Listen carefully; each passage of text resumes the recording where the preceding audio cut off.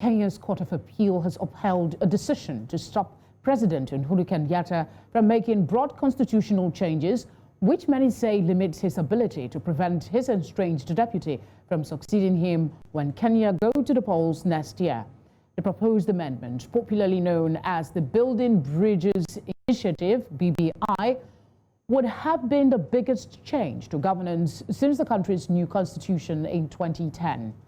The court upheld a High Court decision in May that declared the proposed reforms illegal on the basis that President Kenyatta acted unconstitutionally. Joining us now on NC Continental Prime is Hamid Swale, a lawyer. Thank you very much for joining us on the news. Could you go ahead and tell us your stand on the court ruling? Are you happy with it? Oh, thank you very much for welcoming me here. First and foremost, it's not actually about whether or not I'm happy with the ruling, but actually this is an issue that has been termed to be between the government and the people. So it has been a decision that was hugely weighted, and it had both public interest and also it had a political interest in it. And therefore, I think it's all about those who have thought of it in terms of whether or not it has been able to provide a correct jurisprudence in terms of the development of the Constitution of Kenya 2010. And therefore, there are those who are happy, and then there are those ones who feel like, well, the decision was not actually a proper decision. So it all depends on the sides of which party you subscribe to, whether on public interest or the political divide. As a legal practitioner, what do you make of this BBI? Is it in the best interest of the people, or do you see it more leaning towards personal and political interests? Well, I think the Building Bridges Initiative, it's one that has huge aspects that I think they are prudent in terms of the public interest. And I will not say the whole document actually is only political motivated, but I think there are certain aspects that we need to go back to the drawing board and think about them. And I think they are crucial in terms of the development of Kenya, because some of these key aspects that had been underlined under the Building Bridges Initiative have been key in terms of making sure that our future elections are being able to be carried out in a manner that will not be able to go back to the 2007-2008 post-election violence and the violence that subsequently were found to have been committed during the election period. So therefore, the whole document, I will not say it is politically motivated. I think certain aspects of it are created specifically for the public interest, but certain aspects have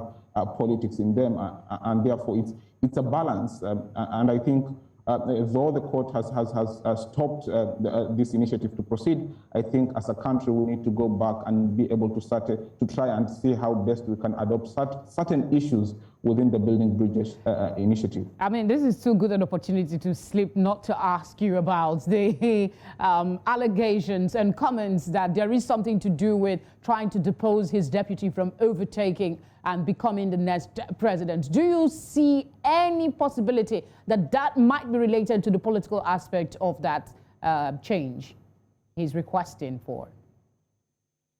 Well, I wouldn't actually say that that is something that is not there in totality. I think everyone knows there has not been a good rapport between the president and his deputy. And actually, this was regarded to be a litmus test between the side that supports the president and the side that supports the deputy president. In terms of the initiative itself, the deputy president has been clear in terms of opposing the initiative, though he did indicate that he will not be able to lead no campaign if a referendum was to be held. But he was clear even during the launching of the BBI report that he did oppose to this because he felt that it was more of a power-sharing formula between certain individuals rather than having the best interest of the people. And therefore, in essence, I think certain aspects, which are the political aspects that are carried under the Building Bridges initiative have been, and I will say they are termed in regards to the next election in 2022. And I think that has been a crucial aspect in terms of the determination of whether or not everything that the president is doing is for the purpose of deposing his deputy. And I think that has a play in it. From what you're saying, it looks like the president is indeed determined to see these reforms through. He's been at it for a while. Do you see him taking this to the highest court in the land, the Supreme Court? Well, first we need to understand that this initiative started with what we termed as a handshake between the then former Prime Minister Raila Amolo Odinga and the current president, Mr. Uhuru Kenyatta, where they had a handshake and they agreed, and this initiative was subsequently created through what is termed as the BBI Steering Committee.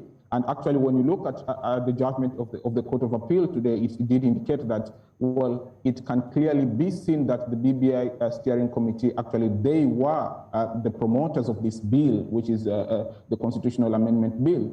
And in that sense, this BBI Steering Committee was created by the president, not in his personal capacity, but he created it through, actually, his office as a president.